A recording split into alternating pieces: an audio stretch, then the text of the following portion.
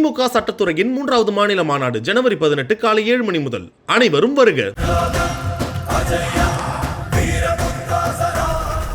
ஸ்ரீகுமரன் தங்க மாளிகையில் உலகின் அதிகபட்ச வளையல்களுடன் மாபெரும் வளையல் திருவிழா. இசக்கியம் எந்த இடத்துல அநியாயம், அக்கிரமம், நன்றி மறத்தல், நம்பிக்கை துரோகம் அதிகமாக இருந்ததோ அந்த இடத்துல எல்லாம் அடக்கிறதுக்கு தெய்வங்களை தான் துணைக்கி கூப்பிட்டாங்க. அந்த வகையில் வந்தது தான் நம்ம இசக்கியம்மன். அந்த பாறாங்கல்ல எடுத்து அந்த அம்மாவுடைய மண்டையில் போட்டு அவளை சாவடிக்கிறான். ஆனால் உடனே உயிர் போகலை. அந்த அம்மா, ஐயோ துரோகி, நான் உங்கூட உன்னை நம்பி வந்தேனே, நம்பி வந்த என்ன நட்டாத்துல விட்டுட்டியே, அதனால அம்மா அள்ளி மூட்டில் படுத்திருந்ததுனால இவன் என்னை கொன்றதுக்கு கள்ளிக்கோப்பு சாட்சி, நான் வணங்கும் சிவன் சாட்சி, பார்வதி சாட்சி, இவங்க 3 பேரும் சாட்சின்னு சொல்லி அந்த அம்மா உயிரை விட்டுடுறாங்க. மனசு தாங்க முடியாம கதறி அழுகிறான். அழுதுட்டு தன்னை தானே மாய்த்து கொள்கிறான். தங்கைக்காக உயிர் நீத்த அண்ணன். இந்து மத வரலாறுலேயே வேற யாரும் இருக்க முடியாது. வீட்டில் கொடுக்குற எந்த சைவ சாப்பாடும் அவங்களுக்கு பசி அடங்காது. அதனால அவங்க என்ன பண்றாங்க, காட்டில் வேட்டையாடி சாப்பிட்றாங்க.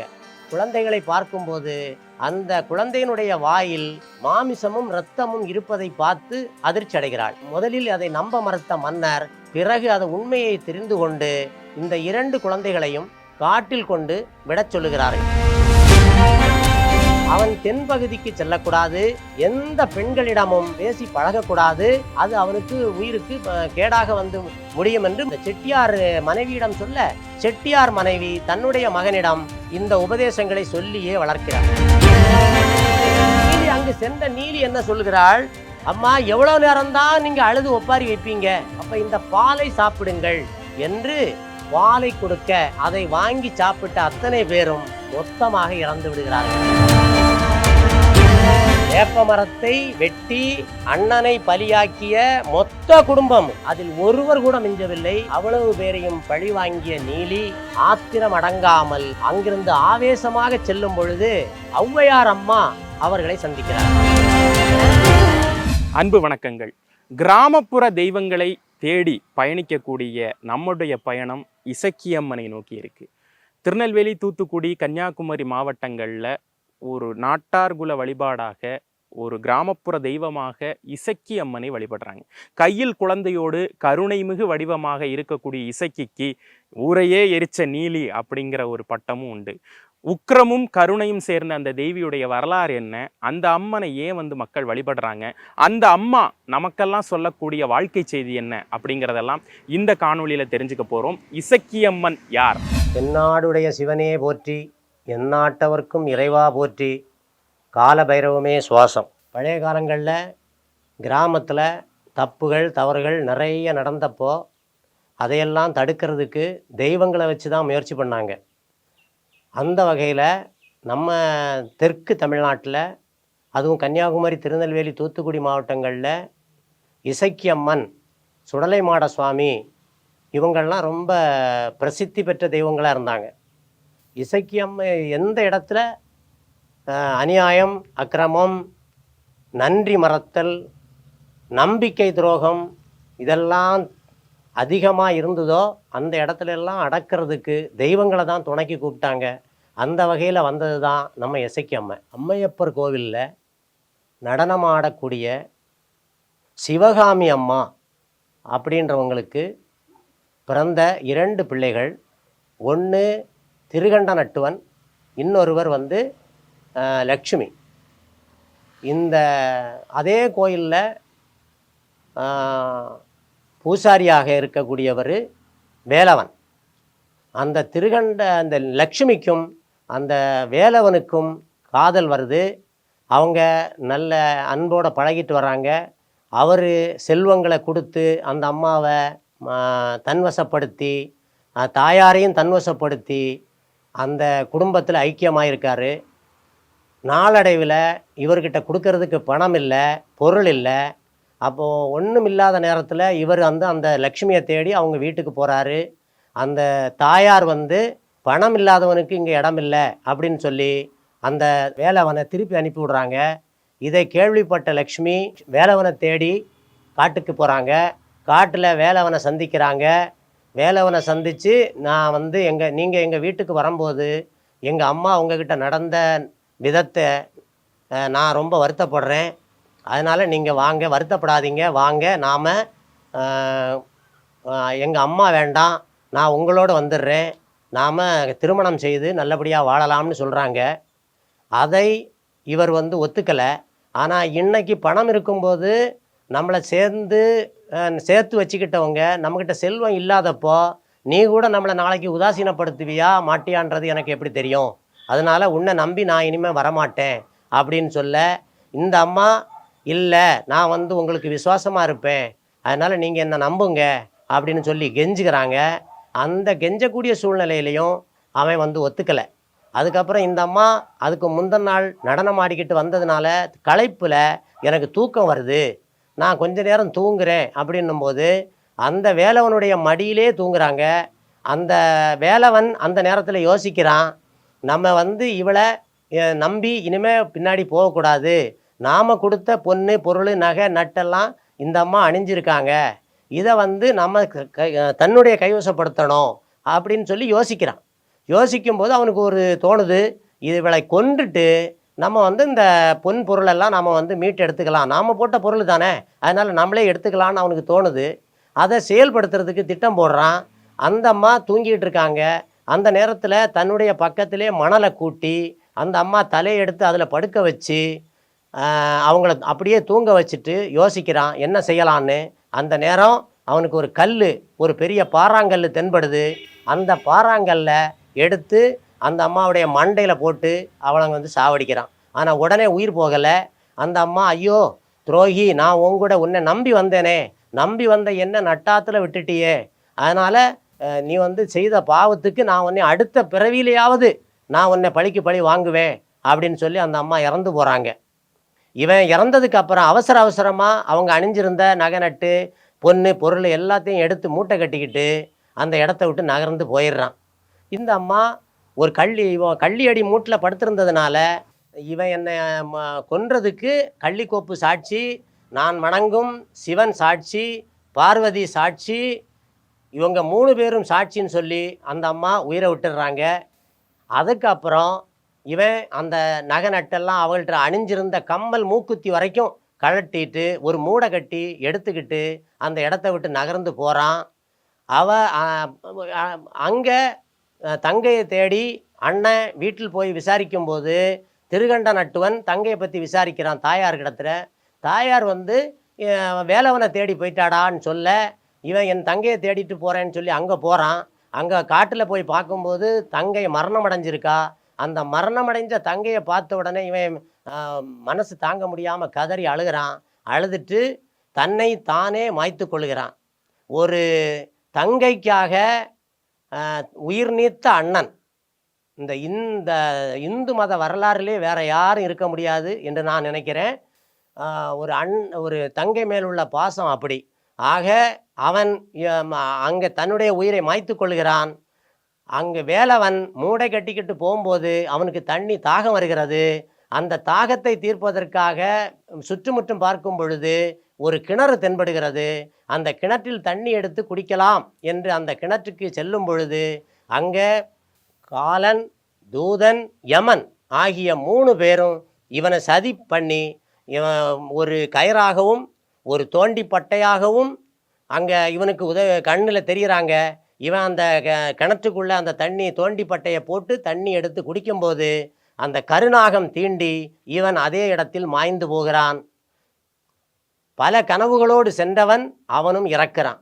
இந்த 3 ஆன்மாக்களும் கைலாயம் செல்கிறது. கைலாயத்தில் சிவபெருமான் வேலவனை பார்த்து சொல்கிறார், நம்பிக்கை துரோகியே நீ வெளியே நில் என்று சொல்கிறார். மீதி 2 பேரும், அதாவது திருகண்ட நட்டுவனுடைய ஆவியும் லக்ஷ்மியினுடைய ஆவியும் சிவபெருமானை சந்திக்கிறது.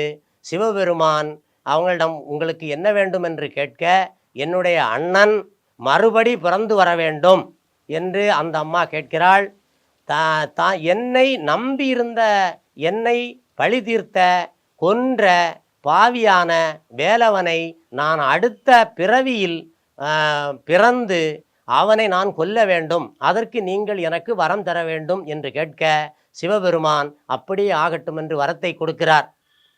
இந்த வரத்தை பெற்றுக்கொண்ட 2 பேரும் அங்கிருந்து புறப்பட்டு செல்கிறார்கள். அடுத்தது மறுபிறவி ஆரம்பிக்கிறது.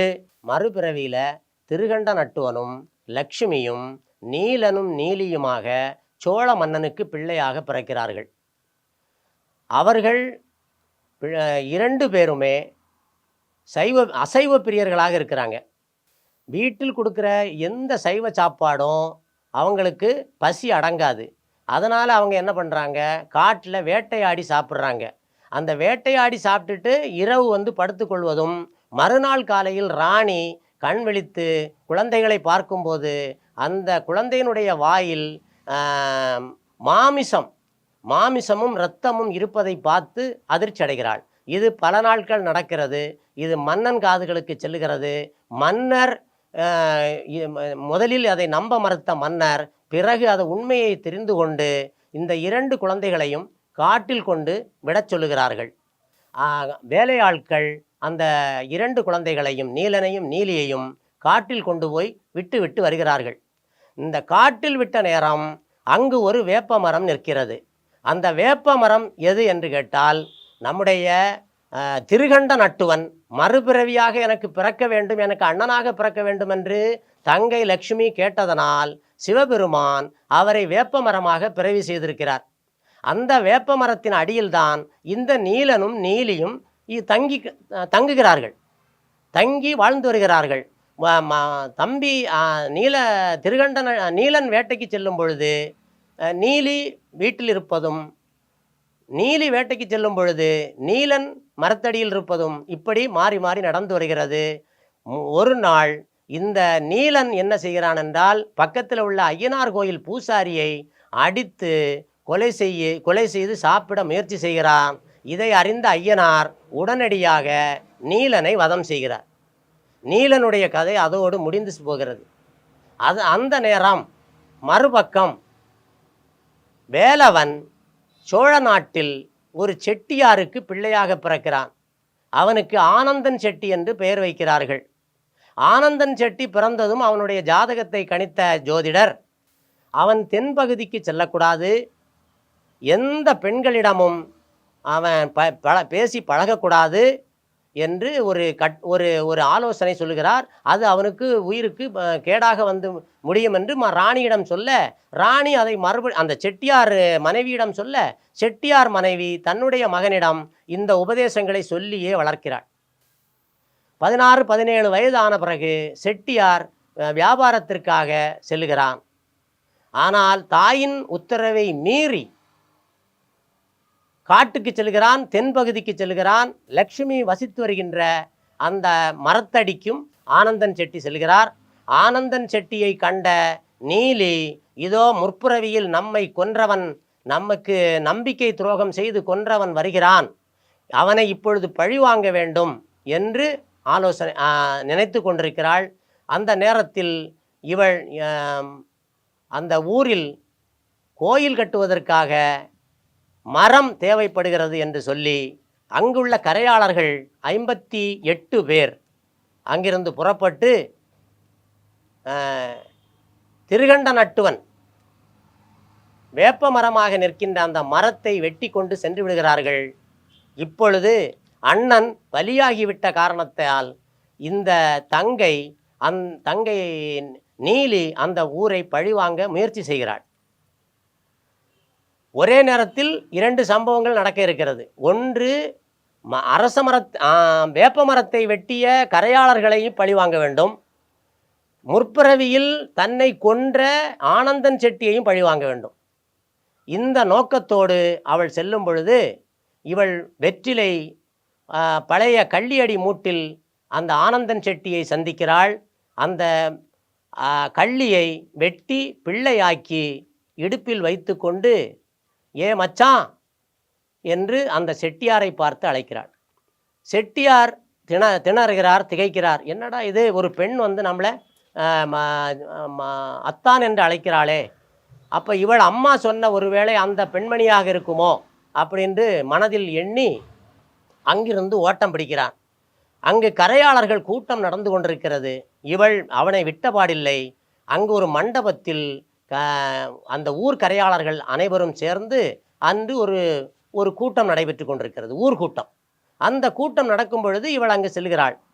என்னம்மா, என்ன விசேஷம் என்று கேட்க, இவர் என்னுடைய கணவர், இதோ இந்த குழந்தை வரும் வரை என்னை அன்பாக கவனித்து கொண்டார். இந்த குழந்தை பெற்ற பிறகு என்னுடைய அழகு எல்லாம் போய்விட்டது, அதனால் அவர் என்னை வெறுக்கிறார் என்று சொல்லி இவரை நீங்கள் என்னோடு சேர்த்து வையுங்கள் என்று சொல்ல, அதற்கு அவர்கள், என்னப்பா குழந்தை பெற்றால் எல்லாமே இப்படி தானே இருக்கும், நீ அவங்களோட சேர்ந்து வாழ் என்று அந்த கரையாளர்கள் கூறும் அறிவுரையை அவன் ஏற்க மறுத்து, இல்லை, இவள் நீலி, இவள் குழந்தை வச்சிருப்பது குழந்தை இல்லை, இது கள்ளிக்கொப்பை வைத்திருக்கிறாள், அதனால் இவள் என்னை கொலை செய்து விடுவாள், தயவு செய்து இவளோடு என்னை சேர்த்து வைக்காதீர்கள் என்று அவன் கெஞ்சுகிறான்.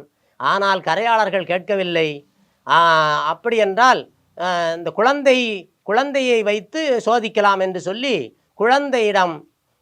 குழந்தையை கீழே இறக்கிவிட சொல்லுகிறார்கள். அவள் குழந்தையை இடுப்பிலிருந்து கீழே இறக்கிவிட அது அப்பா என்று அழைத்து கொண்டு ஆனந்தன் செட்டியின் மடியிலே போய் சென்று அமர்ந்து விடுகிறது. அதன் பிறகு கரையாளர்கள் கோபப்படுகிறார்கள். என்னப்பா, நீ பொய் சொல்லலாம், உன்னுடைய மனைவி பொய் சொல்லலாம், குழந்தை பொய் சொல்லுமா என்று கேட்க, அவன் மறுபடியும் இல்லை இல்லை, இது சதி, என்னை கொல்ல முயற்சி நடக்கிறது, அவள் என்னை கொல்ல சதி செய்கிறாள் என்று சொல்லியும் அவர்கள் கேட்கவில்லை. அப்போ அவர்கள் சொல்லுகிறார்கள், நீங்கள் இன்றி மட்டும், எனக்கு ரொம்ப நேரமாகிவிட்டது, ஊர்கூட்டத்தை முடிக்க வேண்டும், அதனால் இன்று இந்த மண்டபத்தில் தங்குங்கள், நாளை காலையில் உங்கள் பஞ்சாயத்தை வைத்து கொள்ளுவோம் என்று கூறிக்கொண்டு அவர்களை அந்த அறையில் தங்க உள்ளே வைத்து பூட்டி விட்டு செல்கிறார்கள். பழிவாங்க வேண்டும், ஆனந்தன் செட்டியை பழிவாங்குவதற்கு இதுதான் சரியான நேரம் என்று உணர்ந்த நீலி, ஆனந்தன் அந்த கள்ளிக்கொப்பை ஆயுதமாக்கி, அந்த குழந்தையை ஆயுதமாக்கி அந்த ஆனந்தன் செட்டியை தீர்த்து கட்டி விடுகிறாள். அங்கிருந்து நீலி தப்பித்து விடுகிறாள். மறுநாள் காலையில் கரையாளர்கள் அறையை திறந்து பார்த்த பொழுது அந்த ஆனந்தன் செட்டி இறந்து கிடக்கிறான். நீலியை காணவில்லை, குழந்தையும் இறந்து கிடக்கிறது.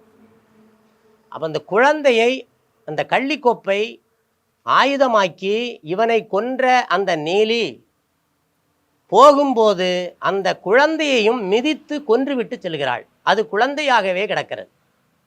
அப்போது அந்த குழந்தையும் ஆனந்தன் செட்டியும் மரணித்து கிடக்க இவர்கள் பார்த்து, ஐயோ, அவன் சொன்னதை நாம் கேட்காமல் விட்டு விட்டோமே, இப்பொழுது நாம் குற்றவாளி ஆகிவிட்டோமே என்று கதறுகிறார்கள். அந்த நேரம் பார்த்து அந்த நீலி இதில் 58 பேரில் 57 பேர் கரையாளர்கள் இங்கே மறுநாள் வந்து விட்டார்கள். அதில் ஒரு கரையாளர் விவசாயத்துக்கு சென்று விட்டார். விவசாயத்துக்கு சென்ற அந்த கரையாளரை இந்த நீலி முதலில் போய் சந்திக்கிறாள்.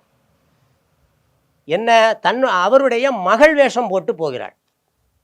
மகள் வேஷம் போட்டு அங்கு செல்லும் பொழுது, அப்பா என்ன என்று கேட்க, அங்கு இப்போ ஊர்கூட்டம் நடந்து கொண்டிருக்கிறது, நீங்கள் அங்கு செல்லவில்லையா, அந்த ஆனந்தன் செட்டி இறந்து விட்டார், அந்த குழந்தையும் இறந்து விட்டது, அங்கு வந்திருந்த பேய் அவனை கொன்று விட்டு தப்பித்து விட்டது அப்படி என்று சொல்ல, நானும் குற்றவாளிதானே, நான் எப்படி ஊர்கூட்டத்திற்கு செல்ல முடியும் என்று கேட்க, அந்த நீலி சொல்லுகிறாள், கலப்பையில் மோதி கூட உயிரை விடலாம் என்று ஒரு குறிப்பை எடுத்து கொடுக்க, அதை ஏற்றுக்கொண்ட அந்த விவசாயி அந்த கலப்பையில் தன்னுடைய நெஞ்சை குத்தி கீறி தன்னை மாய்த்து கொள்கிறார்.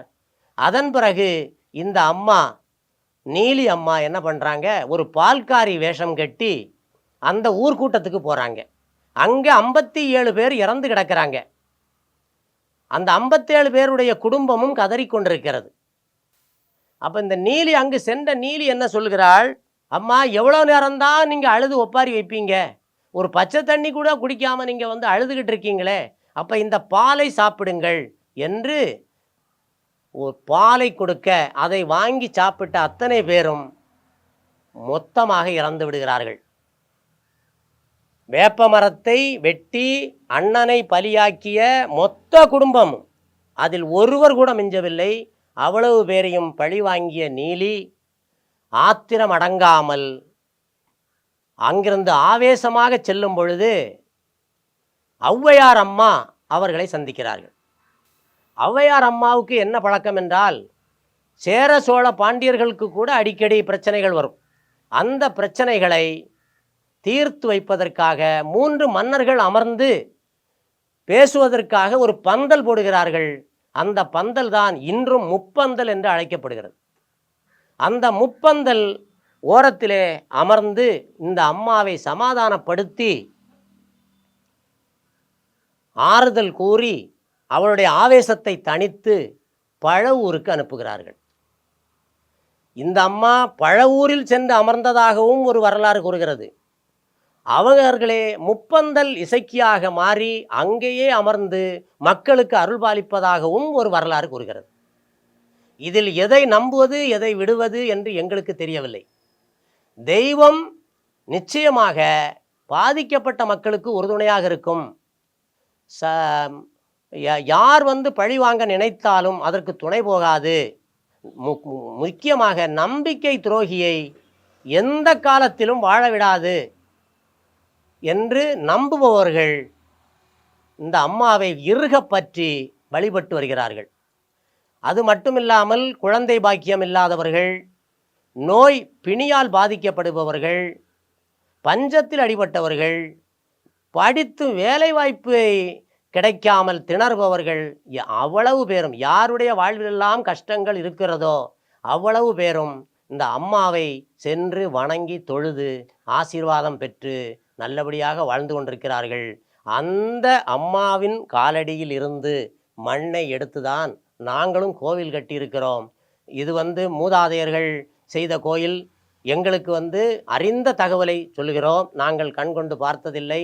இப்பொழுது நாங்கள் அந்த கோவிலை சிறப்பாக நடத்தி எல்லா மக்களுடைய ஒத்துழைப்பாலும் சீரோடும் சிறப்போடும் நடத்தி வருகிறோம். இங்கு அமர்ந்து அருள்பாலித்து கொண்டிருக்கிற 11 தெய்வங்களும் அருள்மிகு பெரிய இசக்கியம்மன், சின்ன இசக்கியம்மன், நீலராஜன், இவங்க 3 பேரும் அண்ணன்.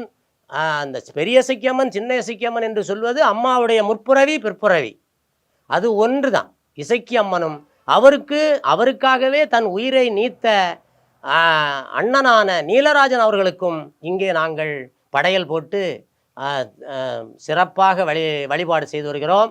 நமது திருக்கோயில் கன்னியாகுமரி மாவட்டம் அகஸ்தீஸ்வரம் வட்டம் தெங்கம்புதூர் ஊரை அடுத்த நயனாபுதூர் ஊரில் இந்த கோயில் அமைந்துள்ளது.